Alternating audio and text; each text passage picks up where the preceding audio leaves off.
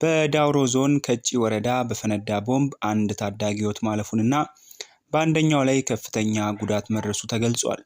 በዳውሮ ዞን ከጪ ወረዳ በሚገኝ አንድ ቀበሌ ወድቆ የተገኘ ቦምብ ፈንድቶ በአንድ ታዳጊ ላይ የሞትና በሌላኛው ላይ ደግሞ ከባድ የአካል ጉዳት ማድረሱንም ተገልጿል።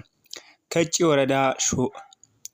ወረዳ ሾጋ ባላ ቀበሌ ልዩ ስሙ አምባኖስ ተብሎ በሚጠራ አካባቢ በዝግና ወንዝ ዳርቻ የተገኘ ኤፍ1 ተብሎ የሚጠራ አደገኛና ተቀጣጣይ የእጅ ቦምብ መሆኑም ታውቋል።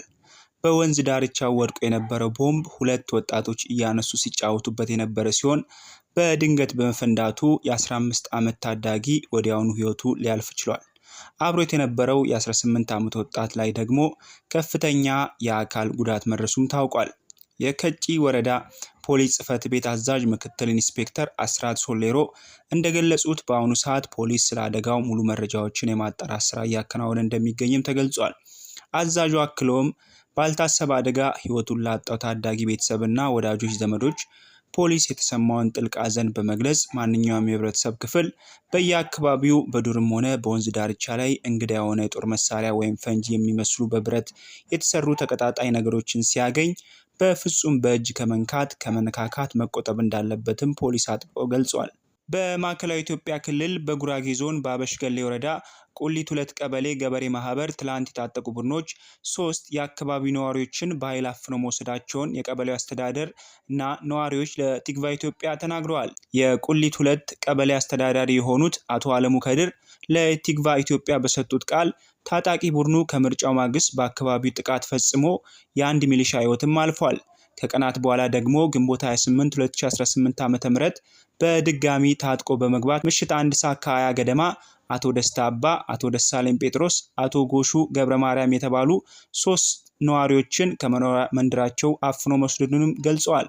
ታጣቂዎቹ የአካባቢውን ተወላጆችና ከሌሎች ታጣቂዎች ጋር ግንኙነት ያላቸው ስለመሆናቸው የገለጹት አቶ አለሙ ስለ ጉዳዩ ለወረዳው የዞኑ ኮማንድ ፖስት ማስታወቃቸውንም ገልጸዋል።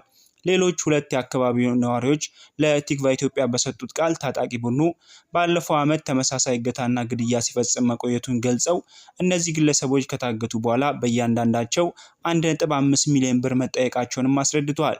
ቲግቫ ኢትዮጵያ ከእገታው ጋር በተያያዘ ከበላይ አካላት ተጨማሪ መረጃ ለማግኘት ያደረገው ሙከራ አልተሳካም። ለፓስፖርት አገልግሎት አሻራ መስጠት ሊቀር ነው አለ የኢሚግሬሽንና ዜግነት ጉዳዮች አገልግሎት። የኢሚግሬሽንና ዜግነት ጉዳዮች አገልግሎት ለአሻራ በአካል መገኘት ሳያስፈልጋቸው የፓስፖርት አገልግሎትን በኦንላይን ብቻ ማግኘት የሚችሉበትን አዲስ አሰራር እየዘረጋ መሆኑንም አስታውቋል። የተቋሙ ዋና ዳይሬክተር ወይዘሮ ሰላማዊት እንደገለጹት አዲሱን አሰራር ለመተግበር የፓስፖርት ሲስተም ከፋይዳ ዲጂታል መታወቂያ ጋር እየተቀናጀ ይገኛልን ብለዋል።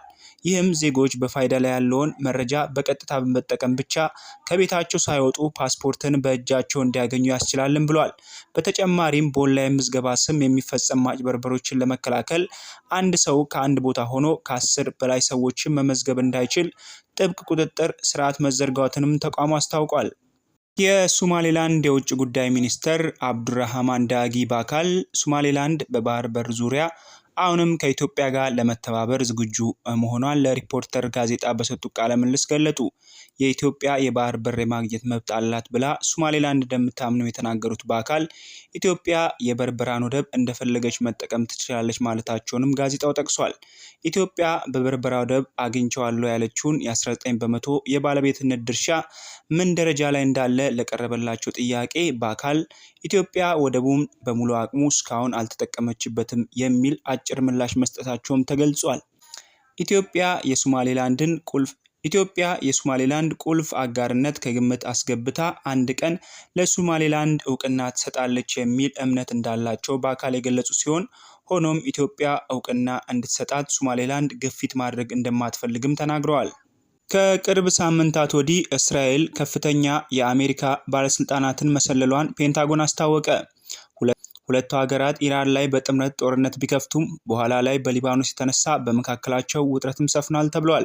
ኤንቢሲ መረጃውን ያቀበሉ የአሜሪካ ባለስልጣን ፔንታጎን እስራኤል ከፍተኛ የሀገሪቱን ባለስልጣናት በቀጠናዊ ጉዳዮች ዙሪያ የሚያደርጉትን ክርክሮች ለማወቅ በሚል ትሰልላለች ብሎ እንደሚያምንም ተናግረዋል።